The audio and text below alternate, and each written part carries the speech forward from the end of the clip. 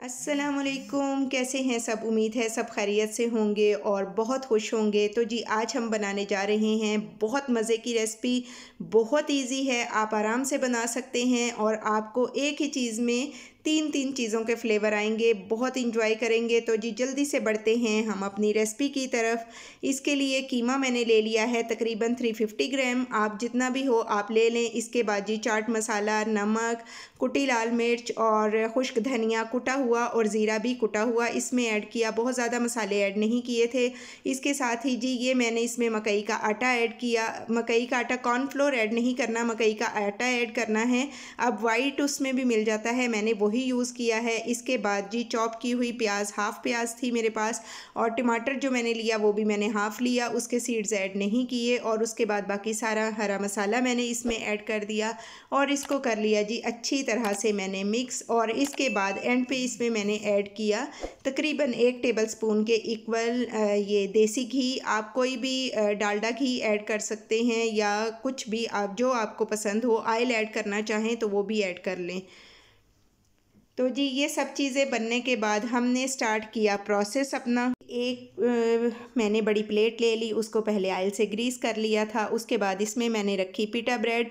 पीटा ब्रेड इसलिए रखी कि हमें कितनी बड़ी उसमें चपली कबाब बनाना है, यानी मेजरमेंट इसकी कर ली। तो अब हमें इतना ही बड़ा, जितना हमारी पीटा ब्रेड थी इसी साइज़ का चपली कबाब बनाना था। तो जी हमने इसको अच्छे से सेट कर लिया। आइलिंग करना इसलिए ज़रूरी है प्लेट पे, ताकि जब आप इसे उठाएंगे तो वो टूटे ना, और बड़ा अच्छा सा इसी तरह आप इसे अपने पैन में, यानी फ्राइंग पैन में जिसमें आप फ्राई करने जा रहे हैं उसमें इसे सेट कर लें। इसे अच्छी तरह से दबा के बिल्कुल इक्वल क्वांटिटी में, तकरीबन ½ इंच मोटा, इससे ज़्यादा नहीं रखिएगा। तो इसे मैंने रेडी कर लिया था। अब दूसरी साइड पे आ गए जी, उसमें मैंने पैन में ऑयल गरम कर लिया था और इसको मैंने इसी तरह पैन में डाल दिया जिस तरह मार्केट में वो बन रहे होते हैं ना चपली कबाब, बिल्कुल इसी स्टाइल में 2 से 3 मिनट पकाया और फिर साइड चेंज की। तो ये देखें माशाल्लाह से हमारा ये रेडी हो गया था। लेकिन इसे आपने कम से कम भी 5-5 मिनट हर साइड से पकाना है, ताकि ये अंदर से भी अच्छी तरह कुक हो जाए, क्योंकि इसमें मकई का आटा भी है। अगर आप अच्छी तरह कुक नहीं करेंगे तो फिर आटे का फ्लेवर इसमें आना स्टार्ट हो जाएगा। तो ये देखें माशाल्लाह से किस कदर खूबसूरत कलर आ गया है। बस इसी तरह हम इसे दोनों साइड से रेड कर लेंगे और फिर हमने इसे डिश आउट कर लिया। तो जी अब बारी आ गई हमारे चपली पिज़्ज़ा शवारमा की असेंबलिंग की। तो इसके लिए पीटा ब्रेड मैंने ले ली और साथ में ले लीजिए पिज़्ज़ा सॉस। पिज़्ज़ा सॉस का लिंक मेरे डिस्क्रिप्शन में मौजूद होगा। इस पे डिटेल वीडियो मेरी वीडियोस में मौजूद है, मेरे चैनल पे मौजूद है, आप वहाँ से देख सकते हैं। तो जी पिज़्ज़ा सॉस को हमने स्प्रेड किया अच्छी तरह से पीटा ब्रेड पे। इसके बाद जी इस पर स्प्रिंकल करेंगे हम अपनी चीज़। मैंने मोज़रेला चीज़ ली है, आप कोई सी भी ले सकते हैं, आप स्लाइस भी यूज़ कर सकते हैं। तो इसे बस इसी क्वांटिटी में हम यूज़ करेंगे और इसके बाद जी हम इस पर ऐड कर देंगे अपना कबाब। चपली कबाब ऐड कर दिया। आप अगर चाहें तो आप वैसे चिकन, जो जैसे चिकन टिक्का है, लेफ़्ट ओवर कुछ चीज़ें रखी होती हैं, उससे भी बना सकते हैं, बहुत अच्छा फ्लेवर आएगा। उसके बाद जी दोबारा से इस पर पिज़्ज़ा सॉस लगाई और फिर दोबारा चीज़ इसके ऊपर स्प्रिंकल की। मैंने बहुत ज़्यादा चीज़ी इसे नहीं किया था, बस नॉर्मल चीज़ ही किया था, लेकिन फिर भी माशाल्लाह से ये बहुत अच्छा बना था। और उसके बाद जी दूसरी पीटा ब्रेड ऊपर रखी, उसके ऊपर भी पिज़्ज़ा सॉस लगाई और फिर हमने इस पर चीज़ स्प्रेड की। और उसके बाद मैंने हेल्पिनोज़ और ऑलिव्स और इसके अलावा टमाटोज़ और कैप्सिकम ये भी इसके ऊपर अच्छी तरह से अरेंज कर दी थी।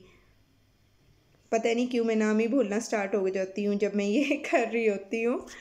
किसके साथ ऐसा होता है कि आपने सब कुछ खुद रेडी किया हो और आप उसमें चीज़ों के नाम भूल जाएं। मेरे साथ वैसे ये वॉइस ओवर में होता है, इसीलिए मैं प्रेफर करती हूँ कि मैं साथ के साथ ही रिकॉर्डिंग के साथ ही वॉइस का भी कर लूँ, बाद में मेरे लिए थोड़ी सी प्रॉब्लम हो जाती है। तो जी इसे बड़ा अच्छा सा असेंबल कर लिया था। और अब आप बताएं जी आपकी ईद की तैयारियाँ कैसी जा रही हैं, क्या क्या रह गया, किसने क्या ले लिया। तो जी बाकी अब इसको मैंने रखा था, बेकिंग ट्रे ले ली थी, बेकिंग ट्रे में रखा। बेकिंग ट्रे को भी पहले नीचे से ग्रीस कर लिया था और उसके बाद इसे हमने इसमें रखा। आप चाहें तो पतीली, तवे में या किसी भी फ्राइंग पैन में भी इसे आराम से बेक कर सकते हैं। बेक क्या करना है, बस जस्ट गर्म करना है इतनी देर के आपकी जो चीज़ है वो अच्छी तरह से मेल्ट हो जाए, बस आपका फिर चपली पिज़्ज़ा शवारमा रेडी है। तो मैंने इसे ओवन में किया था, बहुत ज़्यादा देर नहीं रखा था।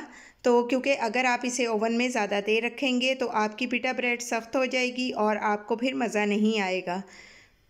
तो ये देखें जी फाइनल लुक। और उसके बाद जी अब आपको मैं दिखाती हूँ, ओवन में मैंने इसे 5 मिनट के लिए किया। पतीली में आपको सिर्फ 7 से 8 मिनट या तवे पे 7 से 8 मिनट लगेंगे। तो जी ये है फाइनल लुक हमारी आज की रेसिपी की। उम्मीद करती हूँ आपको बहुत पसंद आएगी। पीसीज में मैंने इसे कट कर लिया था और फिर इफ्तार भी भिजवानी थी काफ़ी लोगों के घर में, तो माशाल्लाह से फिर सबके घरों में भी ये भिजवाया। अब वो लोग भी बताएंगे कि कैसा बना। तो मुझे भी आपके फ़ीडबैक का इंतज़ार रहेगा। रेसिपी ज़रूर ट्राई कीजिएगा। अगर चैनल पर न्यू हैं तो सब्सक्राइब कर लीजिए। अपना बहुत ख्याल रखिएगा। Take care. अल्लाह हाफ़िज़।